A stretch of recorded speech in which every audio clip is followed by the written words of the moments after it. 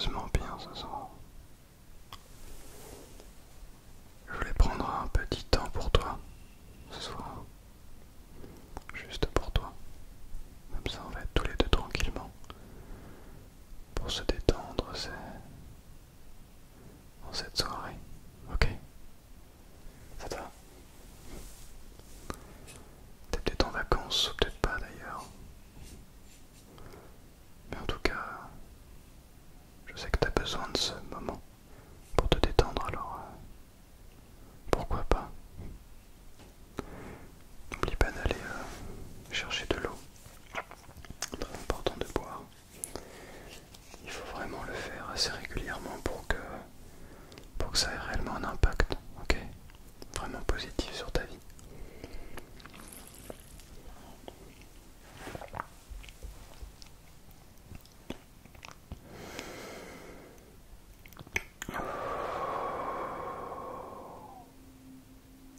Ça fait tellement de bien de boire. Tu l'as remarqué dans cette vidéo, on est parti pour une petite vidéo sensibilité max. Mais surtout, j'aimerais en fait te parler un petit peu et puis prendre soin de toi.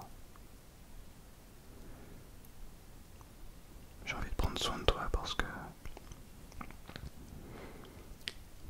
j'ai remarqué que tu en avais besoin ces derniers temps. Ah, tu m'excuseras s'il y a une petite tondeuse qui passe à côté.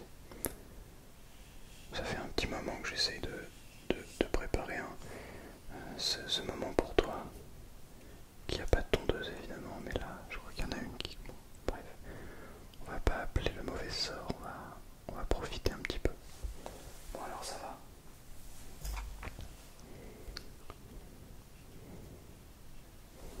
Ok. Tu peux me raconter un petit peu ce qui se passe, comment tu te sens dans les commentaires, ok? Et si jamais ça t'intéresse, tu peux venir nous rejoindre sur Discord.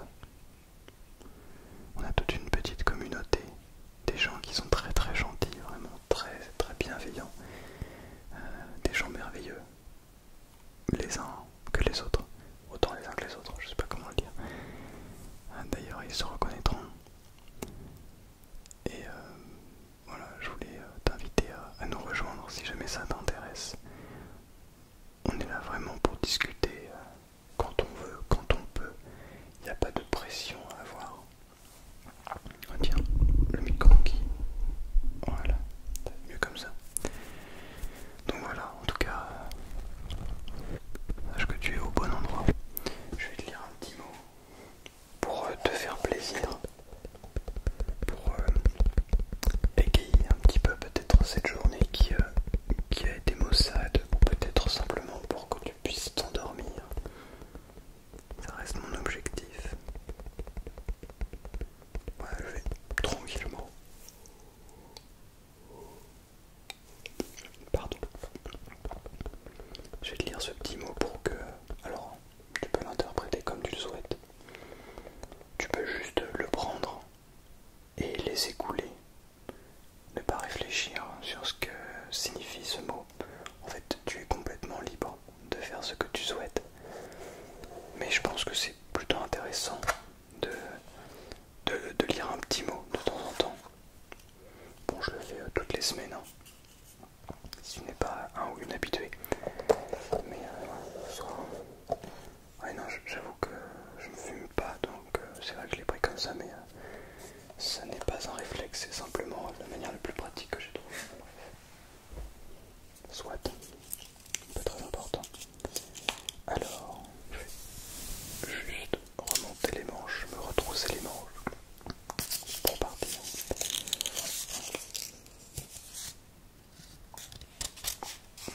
Le petit dessin, je le trouve très parlant. Il est tout simple,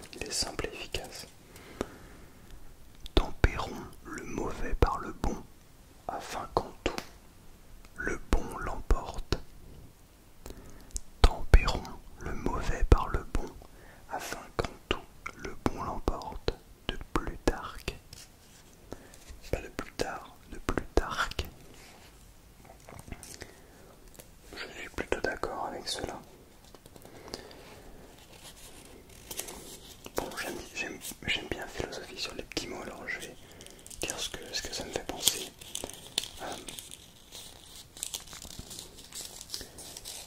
Je crois que aujourd'hui c'est une question vraiment très intéressante qui mériterait d'ailleurs qu'on en fasse une, je ne sais pas, qu'on aille plus loin. La question de la positivité et de la négativité, qui sont en fait deux façons de voir les choses qui ne sont pas opposées. Enfin, elles sont opposées, mais étonnamment elles sont également complémentaires, et je crois que on a trop l'habitude de les confronter l'une à l'autre sans essayer de les rapprocher. Je m'explique. On voit beaucoup de tout et son contraire en fait sur les réseaux de manière générale. Ça peut être les réseaux d'information, les réseaux sociaux. Alors quand je parle de réseaux sociaux, ce sont les réseaux en fait qui forment notre univers social, c'est-à-dire les gens qui sont autour de nous. Ça peut être notre famille, nos amis, nos amis. Ça peut être la personne qui partage notre vie, ça peut être nos enfants, ça peut être voilà, proche ou loin.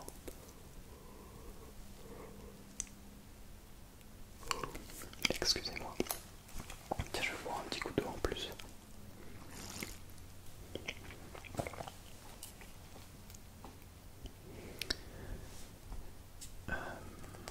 De tout ce qu'on peut voir sur les réseaux sociaux, justement, décidément, mon corps se dit c'est une sensibilité max, donnons tout. Et du coup, c'est toutes ces, comment dirais-je, tous ces réseaux qui font encore aujourd'hui, on voit de tout et son contraire, c'est-à-dire on peut avoir des réseaux d'information qui vont avoir pour objectif de capturer notre attention. Je suis désolé pour l'hélicoptère. Ça fait penser que je suis jamais monté dans un hélicoptère. J'ai déjà pris un petit avion, un gros avion, mais jamais d'hélicoptère.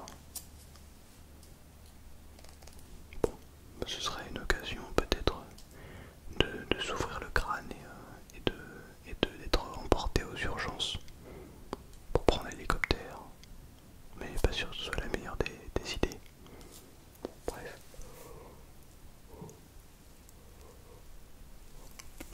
Décidément, j'en perds le fil de ma pensée.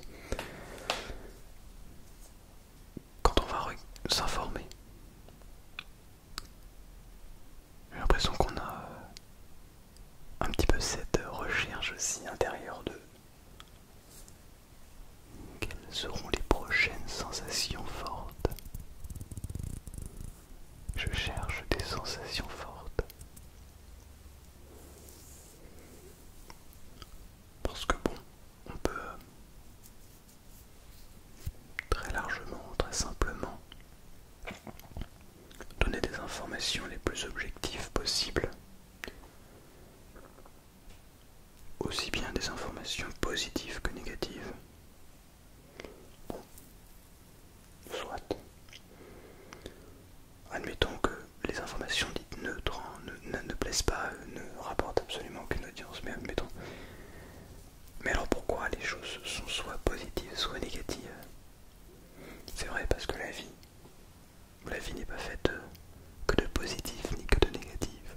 Il existe en effet de multitudes de facettes qui montrent que finalement la vie est une succession de positifs, une succession de négatifs, une succession en fait d'événements qui sont plus ou moins bon. En fait, est-ce qu'on s'en ficherait pas un petit peu? Moi je me perds un petit peu dans mes pensées, vous allez me dire où est-ce qu'il va chercher ces trucs lui. Vous auriez pas bien raison. Mais on aurait dit que j'avais fumé un petit peu avant, vu la manière dont j'ai tenu ça, c'est peut-être pour ça. Non, je n'ai pas fumé avant, évidemment. Je ne fume pas. Je me demande sincèrement en fait comment faire être une meilleure personne, pour aller plus loin, pour comprendre les choses, pour évoluer continuellement. Et je crois en fait que l'une des meilleures choses est de positiver sans fermer la porte au négatif.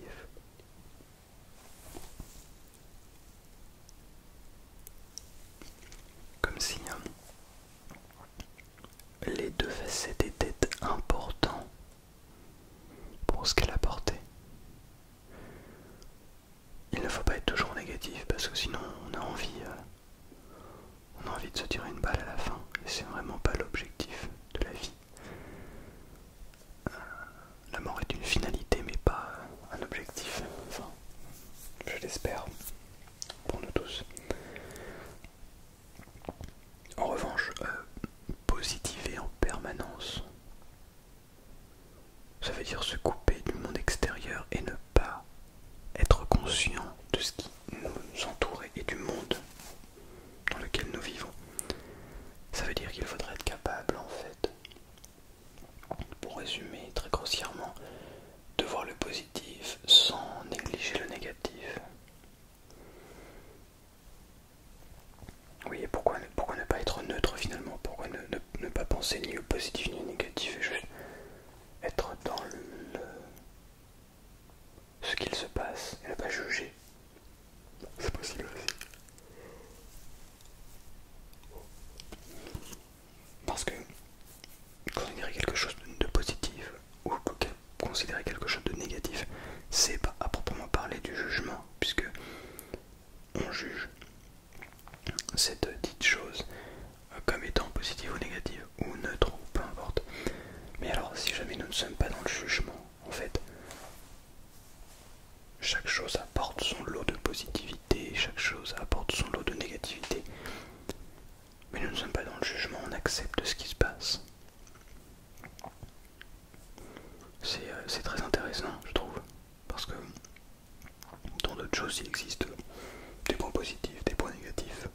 Et oui, dans toute chose, et je le répète, il existe des points négatifs et des points positifs. Cette notion de bien ou de mal, finalement, qui n'existe pas, en fait, ce ne sont que des interprétations de notre cerveau. Parce qu'en fait, quelque chose dite positive, bon, il ne peut pas être 100% positif. Il y a forcément des choses qui sont négatives et vice versa. En fait, bon, je parle un petit peu pour ne rien dire, mais ce que je cherche à essayer de comprendre et d'accepter finalement, c'est une forme d'acceptation du monde qui nous entoure, d'équilibre, que tout est une question finalement d'équilibre et que rien n'est tout blanc ou tout noir, rien n'est gentil ou méchant, rien n'est positif ou négatif. Tout est une question d'équilibre, tout est un mélange de tout. Et finalement nous sommes tous et toutes ce mélange de tout, qui fait que nous avons des qualités et des défauts, parce qu'une personne ne peut pas n'avoir que des qualités. Vous voyez, déjà, avoir que des qualités en soi est un défaut, comme une personne ne peut pas avoir que des défauts. Elle a forcément des qualités. Et peu importe de quelque manière que ce soit, elle a des qualités. Et chaque personne est unique pour cette manière, puisque nous avons des qualités et des défauts différents, ce qui fait que nous sommes des êtres humains différents. Et tout cela est une question d'équilibre. On peut retrouver cette question d'équilibre absolument dans tout ce qui existe sur cette planète. S'il n'y avait pas d'équilibre, le monde, la société telle que nous la connaissons n'aurait pas existé. C'est tout bête. Bon, c'est vrai qu'aujourd'hui, ça paraît logique, mais tout est une question d'équilibre. C'est pour cela que rien n'est complètement positif, rien n'est complètement négatif. Essayons en fait au quotidien de prendre cela. Quel est cet équilibre? Qu'est-ce que nous devons faire? Et je crois que vu cette notion d'équilibre. Moi le premier, ne vous inquiétez pas, on n'exclut personne. De manière générale, je crois. Pourquoi?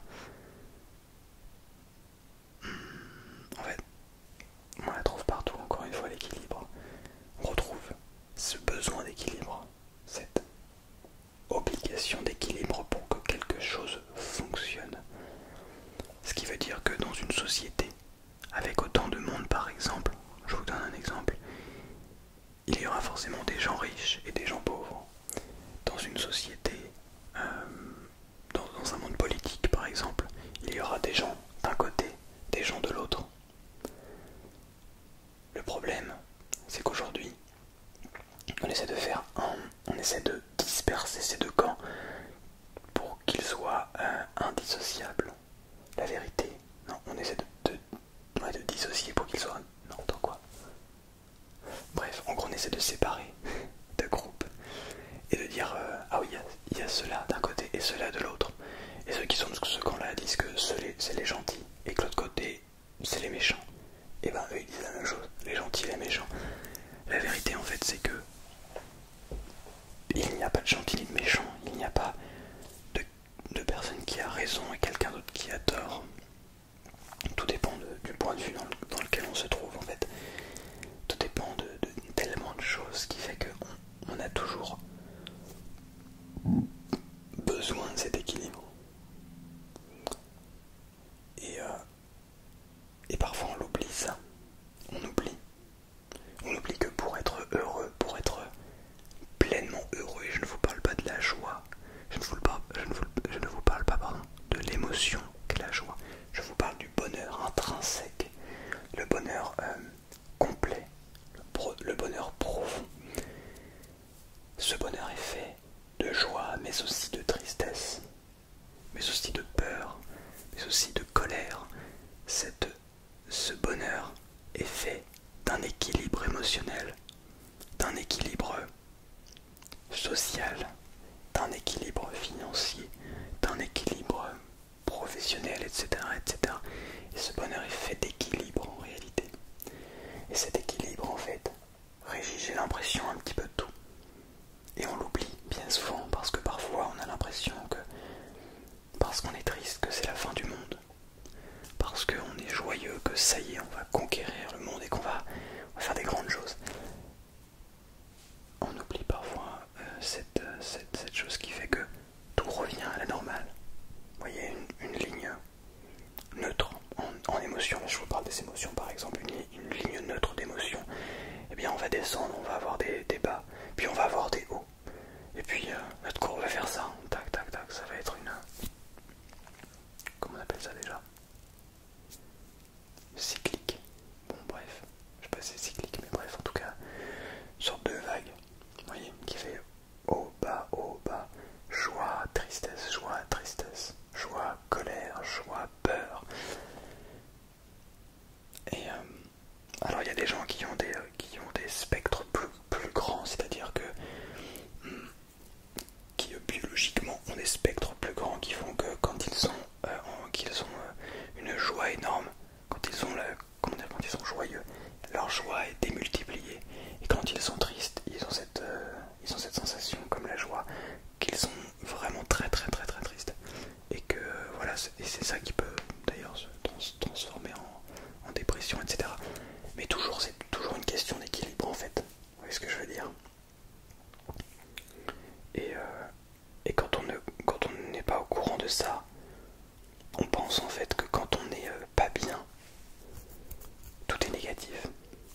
Et notre cerveau transforme tout en négatif. Et ne va pas voir les choses belles qui se trouvent à côté de nous. Et se dit, oui mais de toute façon ça c'est négatif alors. Ça c'est négatif.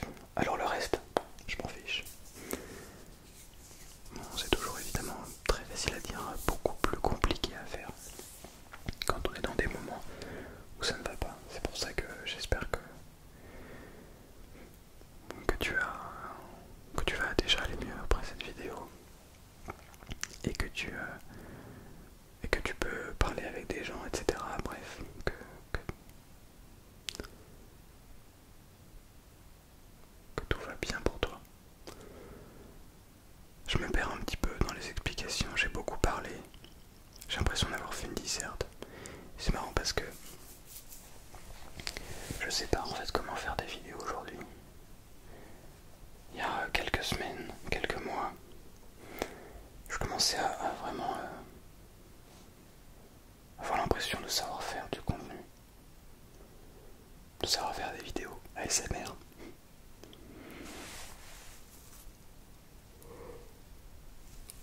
Alors non pas d'être devenu un expert, mais de commencer à maîtriser mon sujet, à connaître des choses, etc. Et puis j'ai remarqué qu'en fait, je ne savais rien. Je ne sais rien. Comme nous ne savons rien. Mais à la fois on sait quand même des choses, suffisamment pour se dire que finalement on ne sait rien. Peut-être que là aussi, la question d'équilibre. Savoir que nous ne savons pas tout et que nous ne saurons jamais tout est une question d'équilibre. J'ai l'impression de me perdre dans du blabla qui ne s'arrête pas.